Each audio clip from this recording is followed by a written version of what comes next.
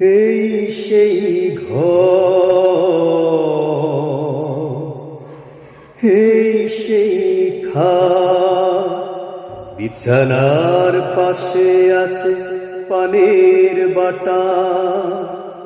চশমাটা পড়ে আছে পাশে, শুধু মানে শুধু মানে শুধু মানে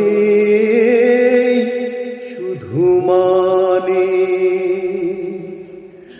দরজাটা খুলতে